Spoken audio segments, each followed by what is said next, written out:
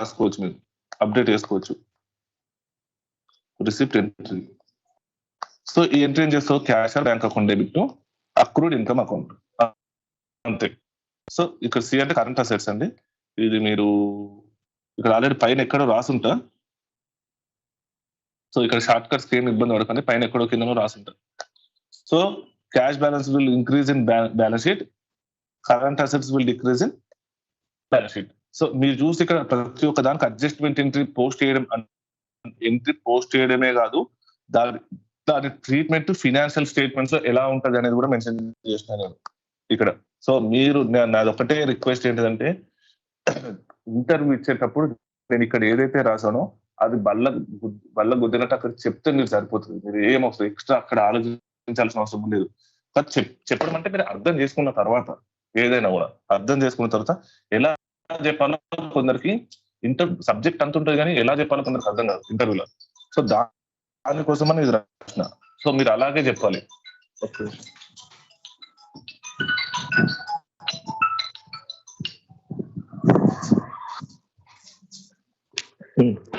మీరే ఇలాగే చెప్పండి సరిపోతుంది, more than enough. Okay, income received same ఎలాగైతే ప్రీపెయిడ్ ఎక్స్పెన్స్, దాంట్లో prepaid expense, income received and advance రెండు అమౌంట్స్ అనేది అడ్వాన్స్ గా వస్తాయి వెళ్తాయి అని చెప్పాను కదా. ప్రీపెయిడ్ ఎక్స్పెన్స్ దాన్ని నువ్వు అడ్జస్ట్మెంట్ ఎంట్రీ పోస్ట్ చేస్తున్నావు, ఇప్పుడు ఆ ఎక్స్పెన్స్ అనేది ఇంకర్ అయినప్పుడు ఎక్స్పెన్స్ గా అడ్జస్ట్ చేస్తున్నావు ప్రీపెయిడ్ ఎక్స్పెన్స్. అలాగే ఇన్కమ్ రిసీవ్డ్ ఇన్ అడ్వాన్స్ దాన్ని కూడా ఎప్పుడు అడ్జస్ట్ చేస్తావు, నువ్వు సర్వీసెస్ ప్రొవైడ్ చేసినప్పుడు. సో చూడండి అడ్జస్ట్మెంట్ ఎంట్రీ, ఫస్ట్ ఎంట్రీ ఏమున్నది, cash or bank account debit, unearned income or income received in advance account. ఈ రెండు అకౌంట్స్ లలో ఏదైనా ఫస్ట్ ఎంట్రీ, దీనికి adjustment entry when we provide the services or goods, unearned income account debit to income account. ఇదే adjustment entry. So income వచ్చేసి PNL account లోకి వెళ్తుంది, liability will decrease. ఎందుకంటే నీకు ఏదైతే ఫస్ట్ అమౌంట్ వచ్చిందో దాన్ని నువ్వు లైబిలిటీ కింద క్రియేట్ చేసుకుంటావు అని చెప్పినా కాబట్టి. సో ఇది ఎంట్రీ. సో మొత్తం ఎన్ని ఎంట్రీస్ అయినాయి, 8 ఎంట్రీస్. సో మొత్తం 8 ఎంట్రీస్ అయినాయి. ఒకటేమో ఎక్స్పెన్స్ రిలేటెడ్ 2, ఇన్కమ్ రిలేటెడ్ 2. ఇవి నార్మల్ అక్రూవల్ ఎంట్రీస్. వీటితో పాటు మనకేమో 2 adjustment entries, normal accruals 2 and adjustment entries. So ఈ 8 ఎంట్రీస్ మీరు అయ్యో ఒకసారి చదువుకున్న కొందరికి సిఏ బ్యాక్గ్రౌండ్ వాళ్ళు ఉన్నారు కదా, వాళ్ళకైతే ఒకసారి అట్లా చూడంగానే అర్థమైతే, లేకుంటే ఆల్రెడీ కొంచెం ముందే తెలుసు. కొంచెం ఎవరైతే బీకామ్ వాళ్ళు ఉన్నారో మీరు ఒక 2-3 టైమ్స్ చూసుకోండి. 2-3 టైమ్స్ చూసుకొని మీరు ఎగ్జాంపుల్ గా రాసుకుంటే మీకు ఎక్కువ గుర్తుంటాయి. ఎందుకంటే రేపు ఏదైతే రియల్ టైం చెప్తున్నానో ఇవే ఇంట్రెస్ట్ ఉంటాయి. నేను జస్ట్ పేరు మారుస్తా అంతే. నేను రెంట్ చెప్పాలనుకుంటే రెంట్ టు రెంట్ పేయబుల్ అని చెప్తా, శాలరీ చెప్పాలనుకుంటే శాలరీ టు శాలరీ పేయబుల్ అని చెప్తా. ఒక ఇన్కమ్ చెప్పాలనుకుంటే ఇన్కమ్ అక్రూవల్స్ అయింది అనుకోండి, accrued income account debit income అని చెప్తా. అదొక రాయల్టీ అయితే royalty account debit, royalty receivable account debit, royalty income అని చెప్తా. సో నేను ఎంట్రీస్లలో మళ్ళీ ఈ ఎంట్రీ ఎలా ఎందుకు పోస్ట్ చేస్తున్నాము, ఎందుకు ఈ ఎంట్రీ ఎందుకు ఇలా ఫామ్ చేస్తున్నాము అనేది చెప్పని కుదరదు. సో ఈ యొక్క మిమ్మల్ని ఒకవేళ ఇంటర్వ్యూలు అడిగినా కూడా వాడు రియల్ టైం ఎగ్జాంపుల్ తీసుకోకుండా నార్మల్ గా ఇన్కమ్ అక్రూవల్స్ ఎలా బుక్ చేస్తావు అని అడుగుతారు. లేదు రియల్ టైం సినారియోస్ అడిగినప్పుడు నేను చెప్తా కదా, నేను రాయల్టీ గురించి చెప్పినప్పుడు వాడు ఒకవేళ రాయల్టీ అనే ఎగ్జాంపుల్ అడిగితే మాత్రం వాడు ఆ సినారియో ఏది నువ్వు చేసే వర్కింగ్స్, నువ్వు డేటా ఎలా తీసుకుంటావు అంటే, సో నువ్వు డేటా ఎలా తీసుకుంటావు, నువ్వు వర్కింగ్స్ ఎలా ప్రిపేర్ చేస్తావు, దానికి జర్నల్ ఎంట్రీ ఏం ప్రిపేర్ చేస్తావు, నువ్వు పోస్టింగ్ అనేది ఎలా చేస్తావు, ఇట్లాంటివి మొత్తం అడుగుతాడు. లేదు వాడు ఓన్లీ అక్రూవల్ ఒక్కటే అంటే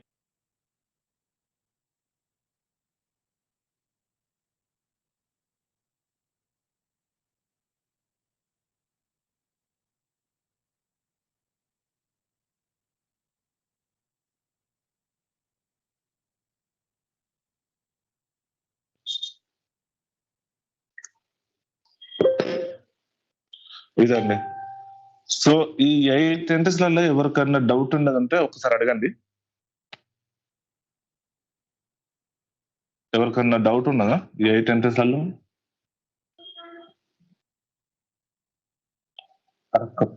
అంటే అటు ఉండొచ్చు 10 సార్లు జరుపుకుంటే.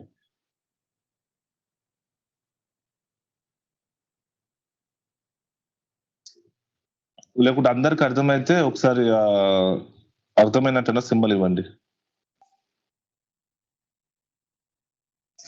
హలో, నా వాయిస్ వినిపిస్తుందా? Okay, Sirisha okay, Vijay okay,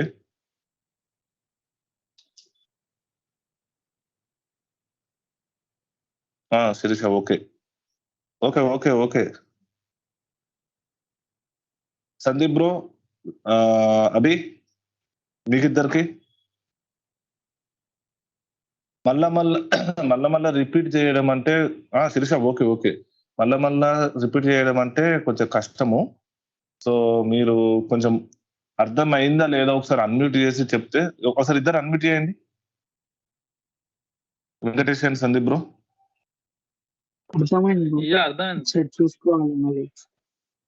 okay okay, చూసుకోండి. ఏమన్నా డౌట్లు ఉంటే డైరెక్ట్ నాకు కాల్ చేయండి. ఎందుకంటే మీకు ఇద్దరికి ఇక్కడ ఉన్న వాళ్ళిద్దరు, అంటే నేను తక్కువ అనట్లేను, కాకపోతే మీకు ఇద్దరు కొంచెం బేసిక్స్ టచ్ చాలా గ్యాప్ వచ్చింది అని అన్నారు కాబట్టి, సో మీకు ఇద్దరికే కొంచెం నా ఫోకస్ కొంచెం ఉన్నది. సో మీకు చూసుకోండి, నోట్స్ చూసుకోండి, నేను అందులో క్లియర్ గా మెన్షన్ చేశాను. అందులో ఒకవేళ మీకు అర్థం కాకపోతే ఏదైనా ఫోన్ చేసి అడగండి, ఆ పర్టికులర్ కాన్సెప్ట్ గురించి నేను ఎక్స్ప్లెయిన్ చేస్తాను. ఎందుకంటే ఈ ఒక్క కాన్సెప్ట్ ఉంటే మీరు ఇంటర్వ్యూలో 4-5 క్వశ్చన్ అడిగినా కూడా ధైర్యంగా చెప్పగలరు ఆన్సర్. ఓకే, సో ఓకే, ఇది మామూలుగా మీరు అక్రూవల్ కాన్సెప్ట్ అండి. ఇప్పుడు ఏం చెప్పుకుందామంటే రియల్ టైంలో అసలు అక్రూవల్ ట్రీట్మెంట్ అనేది ఎలా ఉంటుందని చెప్పుకుందాం. ఎందుకంటే మిమ్మల్ని అడిగే క్వశ్చన్ అలా ఇది ఒక్కటే, ఈ 4 క్వశ్చన్లు అడిగి మిమ్మల్ని సెలెక్ట్ చేసి ఆర్టా ప్రొఫైల్ కి 8-9 లక్షలు ఇవ్వాలంటే సారీ, అమౌంట్ అనేది కొంచెం సపరేట్, ఒక మినిమం 6 అనుకుందాం, మ్యాక్సిమం 9 అనుకుందాం. మనం ఇచ్చే కోచింగ్ వాళ్ళకి 9 lakhs ఇప్పటి వరకు మ్యాక్సిమం. ఎందుకంటే ఫిగర్ ఇస్తున్నాం, అంటే మనం వచ్చేటట్టు చేస్తున్నాం. సిఏ ఇంటర్ క్వాలిఫికేషన్ ఉంటే 9 lakhs వరకు రప్పిస్తున్నాము. ఒకవేళ బీకామ్ క్వాలిఫికేషన్ వాళ్ళకైతే 6 మినిమం స్టార్ట్ చేస్తున్నాం. అంటే ఐ మీన్ ఎక్స్పెక్ట్ చేయండి అని చెప్తున్నాం. సో ఇంత ప్యాకేజ్ ఇవ్వాలన్నా కూడా వాడు ఓన్లీ 4 ఎంట్రీస్ అడిగి ఇవ్వాలి అని అంటే మీకు కష్టం. ఎవరైనా చెప్తారు బీకామ్ చదువుకునే 4, ఇప్పుడు నా దగ్గర ఒక బ్రో నాకు ఒక గంట సేపు ఎక్స్ప్లెయిన్ చేయమంటే ఎక్స్ప్లెయిన్ చేస్తా, వాళ్ళు వెళ్తారు. కాకపోతే మిమ్మల్ని తీసుకునే పర్పస్ ఏంటిది, మీరు పెట్టుకునే ఏదైతే 2 years 3 years ఉంటుందో, మీరు ఆల్రెడీ ఎక్స్పీరియన్స్ క్యాండిడేట్ అని మీకు అక్కడ పోర్ట్రే అవుతున్నారు కదా. సో వాళ్ళు ఏంటి ఇంకొన్ని ఎక్స్పెక్ట్ చేసే ఛాన్సెస్ ఉంటాయి కంపల్సరీ అని నేను అన్నాను. ఛాన్సెస్ అనేవి ఉంటాయి. ఏంటిది, మిమ్మల్ని అక్రూవల్స్ గురించి అడిగిన తర్వాత అక్రూవల్స్ ట్రీట్మెంట్ అనేది ఎంఎన్సీలో కొంచెం డిఫరెంట్ ఉంటుంది. ఎంట్రీస్ పోస్టింగ్ అనేది, అక్రూవల్స్ ట్రీట్మెంట్ అంటే ఎంట్రీస్ పోస్టింగ్ అనేది ఇది ఎలా అంటే మీరు ఇది తెలుసుకోండి. ఇది మీకు కొంచెం ఇది మీకు తెలియదు. ఒకళ్ళు తెలిసిన వాళ్ళు ఓకే, తెలియని వాళ్ళు మాత్రం కొంచెం జాగ్రత్తగా నండి. మీరు June 30 అని అన్నారు, అవునా? June 30th last working day. ఎప్పుడు? లాస్ట్ మంత్ కి last working day for June month, అవునా? సో మీరు పోస్ట్ చేసే ప్రతి ఒక్క ఎంట్రీ దేనికి a period related? June period related కదా. ఇదైతే మీకు క్లారిటీ ఉంది. మీరు జూలైలో వర్కింగ్, మీరు మంత్ ఎండ్ చేస్తారు, మంత్ ఎండ్ క్లోజర్ యాక్టివిటీస్ లో ఉన్నారు. మీరు చేసే ప్రతి ఒక్క ఎంట్రీ జూన్ పీరియడ్ కి సంబంధించింది కదా.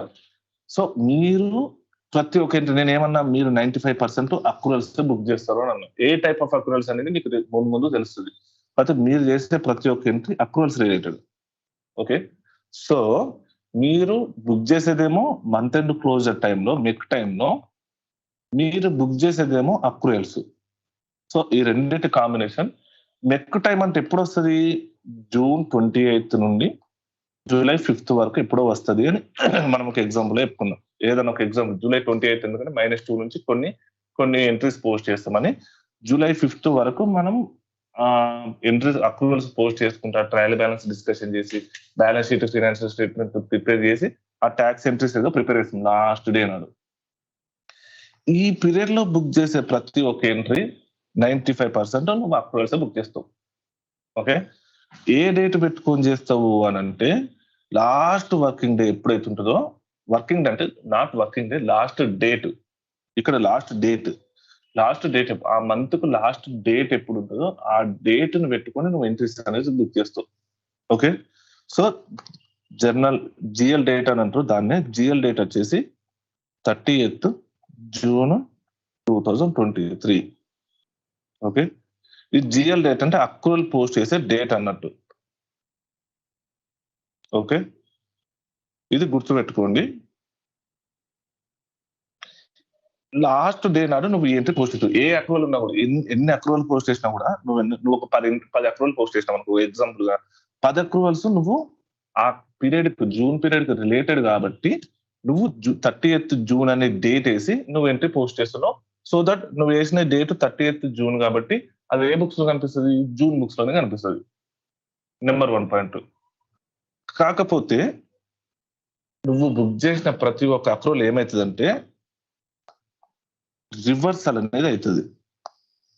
సో రివర్సల్ అంటే ఏంటంటే నువ్వు పోస్ట్ చేసిన ఎంట్రీ అది ఓన్లీ నీ ఇంటెన్షన్ కానీ, నీ పర్పస్ కానీ, అక్కడ ఉన్న అకౌంటింగ్ పాలసీ పర్పస్ కానీ ఏంటిది అని అంటే ఆ ఎక్స్పెన్స్ జూన్ పీరియడ్ కాబట్టి జూన్ పీరియడ్ లో రిఫ్లెక్ట్ అవ్వాలి అనేది అక్రూవల్ కాన్సెప్ట్ ప్రకారం.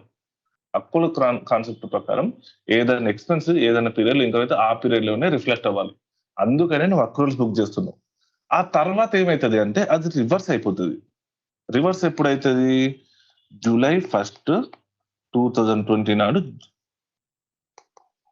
రివర్స్ అవుతుంది. దీన్నే రివర్సల్ ఎంట్రీ అని అంటారు. ఓకే, అంటే నువ్వు ఏ ఎంట్రీ పోస్ట్ చేసినా, అక్రూవల్ ఎంట్రీ ఏ ఎంట్రీ పోస్ట్ చేసినా కూడా కంపల్సరీ అది రివర్స్ కావాల్సిందే.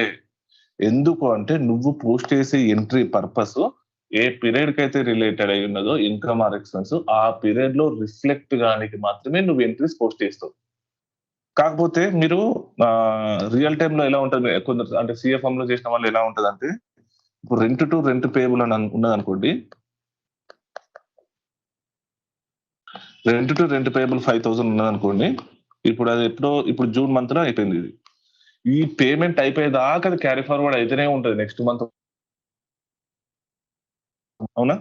దాన్ని అసలు అడ్జస్ట్మెంట్ అనేది ఉండదు. ఒకవేళ పేమెంట్ చేసినప్పుడే రెంట్ పేయబుల్ టు క్యాష్ అని వేసుకుంటాం కదా. కాకపోతే ఎంఎన్సీలో అలా ఉండదండి. ఎంఎన్సీలో ఎలా ఉంటదంటే ఫస్ట్ ఎంట్రీ నువ్వు ఎప్పుడైతే అక్రూవల్ పోస్ట్ చేస్తున్నావు అప్పుడేమో నువ్వు 30th జూన్ డేట్ వేసి నువ్వు అక్రూవల్ ఎంట్రీ పోస్ట్ చేస్తావు. ఏది? Rent account debit, rent payable అని. అది ఇమ్మీడియట్ నెక్స్ట్ డేనే రివర్సల్ ఎంట్రీ అనేది పోస్ట్ అయిపోతుంది. సో మీరు ఇక్కడ గుర్తుంచుకోవాల్సింది ఏంటిదంటే ఏ అక్రూవల్ ఎంట్రీ పోస్ట్ చేసినా కూడా అది రివర్సల్ ఎంట్రీనా కాదా అని తెలుసుకోవాలి. సో 95% రివర్స్ అయిపోతాయి. రివర్స్ గాని ఎంట్రీస్ అనేవి మీకు ముందు చెప్తా. ఓకే, ఈ కాన్సెప్ట్ మీరు ఎంఎన్సీలకు వెళ్ళేదాకా కొందరికి తెలియదు. డొమెస్టిక్ లో మరి ఫాలో అవుతారో లేదో కూడా నాకు తెలియదు. సో నేనైతే డొమెస్టిక్ లో వర్క్ చేసినప్పుడు ఏ కంపెనీకి మేము కనీసం రివర్సల్ ఎంట్రీ అనేది కూడా చేయలేదు.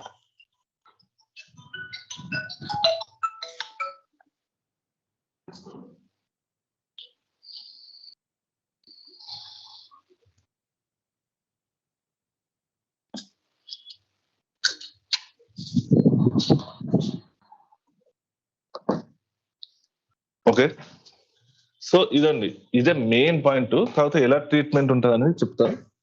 సో ఫస్ట్ మీరు చూసుకున్నాను అక్రూవల్ ఏమో 30th జూన్ లాస్ట్ డే నాడు అక్రూవల్ బుక్ చేస్తూ, అదే నీకు ఫస్ట్ రివర్స్ అయిపోతుంది. ఎందుకంటే రివర్సల్ ఎంట్రీ కాబట్టి ఎగ్జాంపుల్. సో బ్రో మరి రివర్సల్ అయిపోతే ఇప్పుడు 5,000 నెట్ ఆఫ్ అయిపోయి 0 అయిపోతుంది. ఎందుకంటే సేమ్ ఎంట్రీ పడుతుంది. ఇప్పుడు rent account debit rent payable అనే ఎంట్రీ నువ్వు పోస్ట్ చేసినావు అనుకో, ఏది 30th జూన్ నాడు 5,000. సో ఇది నీకు 30th జూన్ ఎంట్రీ. ఓకే, మరి 1 జూలై నాడు ఏం ఎంట్రీ పడుతుంది అని అంటే రివర్స్ అంటే ఏంటిది? ఇదే entry same rent payable account debit rent account, ఇదే 5,000. సో మీరు అనుకోవచ్చు బ్రో ఇది ఈ ఎంట్రీని రివర్స్ అయిపోవడం వల్ల ఇది క్యాన్సిల్ అయిపోతుంది కదా అని అనుకోవచ్చు. అవునా? క్యాన్సిల్ అవుతుంది ఎప్పుడు నువ్వు తీసుకునే బుక్స్ డేట్ జూలై 1 వరకు తీసుకుంటే. కాకపోతే నువ్వు ప్రిపేర్ చేసే ఫినాన్షియల్ స్టేట్మెంట్స్ అయినా, P&L అకౌంట్ అయినా, బ్యాలెన్స్ షీట్ అయినా, ట్రయల్ బ్యాలెన్స్ అయినా నువ్వు ఏ డేట్ వరకు తీసుకుంటావు? జూన్ పీరియడ్ బుక్స్ అని అంటే జూన్ 30th వరకే తీసుకుంటావు. అవునా? సో జూన్ 30th వరకే తీసుకున్నప్పుడు నీకు ఈ ఎంట్రీస్ అనేవి కనబడాయి, ఈ ఎంట్రీస్ అనేవి ఉండేవి. నీకు ఓన్లీ ఇక్కడ వరకే కవర్ అవుతుంది. సో ఆ బుక్స్ లో రెంట్ ఎక్స్పెన్స్ అనేది ఉంటది పక్క. సో నువ్వు జూన్ 1 వరకు తీసుకుంటేనే ఈ ఎక్స్పెన్స్ కూడా కవర్ అయ్యి ఇది నెట్ ఆఫ్ అయిపోతుంది. కానీ ఎవ్వరం అట్లా వేయం. నువ్వు డేటే డైరెక్ట్ వెళ్ళి June 30th జూన్ మంత్ కు వర్క్ చేస్తున్నావు అంటే కనీసం నీ ఫింగర్ మీద జూలై పీరియడ్ టైప్ కూడా June period approvals, June period month end నాడు వర్క్ చేస్తుంది. నువ్వు జూలై పీరియడ్ ఎప్పుడు టచ్ చేస్తావు అని అంటే నువ్వు ఆగస్ట్ లో టచ్ చేస్తావు. ఎందుకంటే ఆగస్ట్ లో వర్క్ చేసే ఏ పీరియడ్ సంబంధించింది? జూలై పీరియడ్ కి సంబంధించింది. సో అర్థమైందా? మరి రివర్స్ అయితే ఎట్లా? మరి పేమెంట్ జరిగినప్పుడు ఇట్లాంటి ఎంట్రీస్ ఎలా పోస్ట్ చేస్తావంటే మీకు ఎంఎన్సీలో ఎలా ఉంటదంటే ఇక్కడ ఎంట్రీస్. సో ఫస్ట్ ఎంట్రీ ఏం చెప్పినా 30th జూన్ నాడు 2023 నాడు అక్రూవల్ ఎంట్రీ R2R బుక్ చేస్తారు. R2R responsibility. ఓకే, ఏం ఎంట్రీ? మీకు ఏదన్నా రిపేర్స్ సంథింగ్ రిపేర్స్ అని అనుకోండి. ఎక్స్పెన్స్ వచ్చేసి రిపేర్స్ ఎంత? 5,000. ఓకే, ఈ ఎక్స్పెన్స్ మీరు June month end closure period కు వర్క్ చేస్తున్నారు. ఈ రిపేర్స్ అనే ఎక్స్పెన్స్ మీ దగ్గరకు వచ్చింది. సో ఈ ఎంట్రీ ఎలా బుక్ అవుతుంది అంటే ఫస్ట్ మీరు R2R వాళ్ళు చేస్తున్నారు. ఇది first entry. Repairs account debit to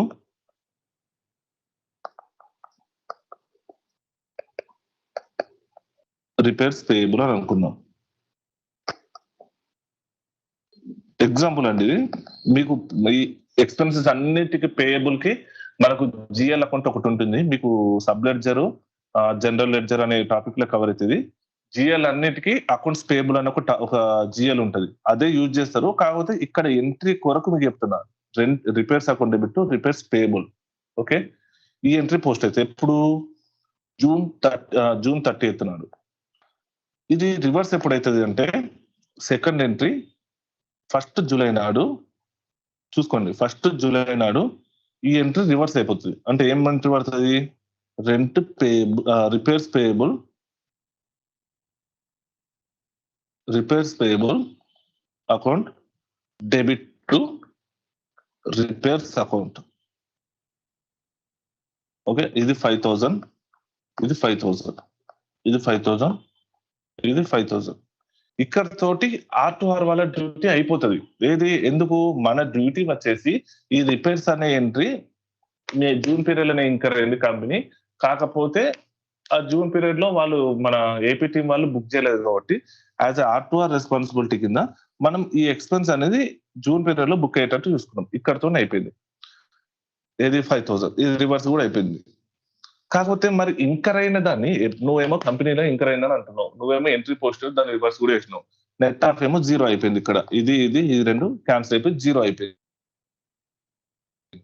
మరి దాన్ని మళ్ళీ బుక్స్ అసలు కరెక్ట్ అసలు బుక్స్ అయితే పడాలి కదా. ఓన్లీ అప్పటి మందం చూపించి వదిలేస్తే కుదరదు కదా. సో నువ్వు ఆ టైం నెక్స్ట్ ఏమైతుంది ఎంట్రీస్ అని అంటే ఈ ఎంట్రీ ఇంపార్టెంట్ అండి. ఇన్వాయిస్ ఎంట్రీస్ అనేటివి ఉంటాయి. నెక్స్ట్ ఇన్వాయిస్ ఎంట్రీ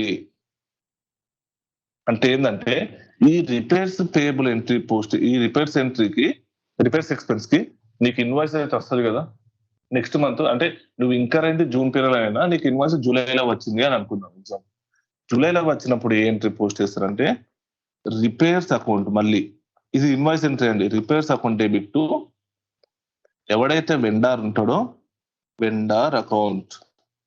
సో వానికి పేమెంట్ జరిగినప్పుడు vendor account debit to. So ఇవన్నీ ఎఫెక్ట్ ఎట్లా ఇస్తుందో మీకు చూపిస్తాను. Vendor account debit to cash account. Example ఇది 5,000, ఇది 5,000, ఇది 5,000, ఇది 5,000. సో మీరు చూస్తే ఇదేమో ఇన్వాయిస్ ఎంట్రీ, సేమ్ ఎంట్రీనే ఇక్కడ ఓన్లీ అక్రూవల్ ఎంట్రీస్ పడ్డాయి. చూడండి ఇక్కడ నేను రిపేర్స్ పేయబుల్ అకౌంట్ అని పెట్టుకున్నా కానీ మామూలుగా ఏం జరుగుతుంది ఎంఎన్సీలో అంటే ఏదన్నా ఒక జిఎల్ అకౌంట్ కి కంపెనీకి సంబంధించిన ఎక్స్పెన్సెస్ అన్ని ఆ అకౌంట్స్ పేయబుల్ అనే పంపించమంటారు. అకౌంట్స్ పేయబుల్ అనే ఒక అకౌంట్ ఉంటుంది. ఆ అకౌంట్ ఇక్కడ పెట్టేసి ప్రతి ఒక్క ఎక్స్పెన్స్ మనం బుక్ చేస్తాం. సో మీరు ఇక్కడ చూస్తే ఫస్ట్ మనం R2R responsibility accrual entry book చేసినాం. ఇది అక్రూవల్ ఎంట్రీ. ఈ ఎంట్రీ రివర్స్. అవును, మిగతా వాళ్ళకి హలో ఇప్పుడు ఓకేనా శిరీష? ఇప్పుడు ఓకే. సో ఫస్ట్ మన అక్రూవల్ రెస్పాన్సిబిలిటీ ఎప్పుడు మన accrual responsibility month end closure టైంలో ఈ 2 entries repairs to accounts payable account లేకుంటే రిపేర్స్ పేయబుల్ అకౌంట్ అదే రివర్స్ అయిపోతుంది జూలై 1 నాడు. ఈ ఇన్వాయిస్ వచ్చినప్పుడు ఏపీ టీం వాళ్ళది ఉంటది. ఏపీ అంటే అకౌంట్స్ పేయబుల్ టీం వాళ్ళది. సో వాళ్ళు ఏం చేస్తారు, ఇది ఎప్పుడో జూలై 7 నాడు వచ్చింది అనుకుందాం. జూలై 7 నాడు వచ్చినప్పుడు జూలై 7 వీళ్ళు ఎంట్రీ పోస్ట్ చేస్తారు. ఏం entry? Repairs account debit to vendor account entry. Okay, ఒకవేళ ఈ జూలై 7 పోస్ట్ చేసి వెండర్ ఇన్వాయిస్ వచ్చినప్పుడు జూలై 10 వీళ్ళు పేమెంట్ చేస్తే vendor account debit to cash account payment entry చేసేస్తారు. ఓకే, మీకు ఒక కన్ఫ్యూజన్ రావచ్చు, ఇది జూన్ పీరియడ్ కు సంబంధించిన ఎంట్రీ కదా, మీరు జూన్ పీరియడ్ లోనే చూపించాలి, ఇప్పుడు జూలై పీరియడ్ లో చూపిస్తే మరి ఎలా అప్పుడు మేము బుక్స్ లో డబుల్ ఇంపాక్ట్ కాదా, లేకుంటే జూన్ పీరియడ్ జూలై పీరియడ్ లో చూపించినట్టు అవుతుంది కదా అని మీకు డౌట్ రావాలి. ఒక డౌట్ రాకుంటే మీరు తెచ్చుకోండి ఇప్పుడు. కాకపోతే మీరు పిఎన్ మీకు ఎఫెక్ట్ ఎలా ఇస్తుంది అనేది మీకు చిన్న ఇప్పుడు చూపిస్తుంది, దాంతో మీకు డౌట్ వచ్చిన వాళ్ళకి క్లారిటీ అయిపోతుంది.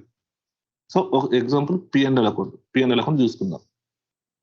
సో ఫస్ట్ జూన్ పీరియడ్ది నువ్వు ప్రిపేర్ చేస్తుంటే నువ్వు అక్రూవల్ బుక్ చేసినప్పుడు ఏం పడుతుంది entry? Repairs account debit to repairs payable, అవునా? అంటే పిఎన్ఎల్ అకౌంట్ లో రిపేర్స్ అకౌంట్ పడిపోతుంది జూన్ పీరియడ్ కి. ఓకే, ఎంత? 5,000, అవునా? ఆ రిపేర్స్ పేయబుల్ బ్యాలెన్స్ షీట్ లో ఎక్కడో రిపేర్స్ పేయబుల్ పడిపోతుంది, లైబిలిటీ సైడ్ రిపేర్స్ పేయబుల్ అని 5,000. ఏది? జూన్ పీరియడ్ కి. ఇది మనకు సంబంధం లేదు, ఎందుకంటే ఇది ఎంత ఉన్నా కూడా అటు ఇటు అంతే ఉంటది. ఇది నీకు రివర్స్ ఎప్పుడైతుంది అన్న? జూలై 1 కి అవుతుంది అన్న. అంటే నీకు అది కనిపించేదేమో జూలై పీరియడ్ లో, జూలై పీరియడ్ ఇది జూన్ పీరియడ్ కాకపోతే 30th జూన్. రిపేర్స్ ఎక్స్పెన్స్ ఆ మంత్ కు 5,000 కరెక్ట్ చెప్తే అక్రూవల్ కాన్సెప్ట్ ప్రకారం కరెక్ట్ అయిపోయింది. రివర్స్ ఎప్పుడైతుంది అన్న? జూలై 1 కు రివర్స్ అవుతుంది అన్న. ఏమని రివర్స్ అవుతుంది? క్రెడిట్ సైడ్ వచ్చింది reverse. Okay, repairs payable to repairs. So 5,000 reverse అయిపోయింది. ఓకే, ఇది ఇన్వాయిస్ ఎంట్రీ అన్నప్పుడు నువ్వు ఎంట్రీ ఏం పోస్ట్ చేస్తున్నావు? ఇన్వాయిస్ వచ్చినప్పుడు మళ్ళీ repairs account debit to vendor account అని పే చేస్తున్నావు. అంటే repairs debiting to PNL account. Vendor అంటే నువ్వు ఎవడైతే క్రెడిటర్ ఉంటాడో వాడిని క్రెడిట్ చేసిస్తున్నావు. సో నువ్వు ఎంట్రీ మళ్ళా ఇది ఫస్ట్ సారీ అండి,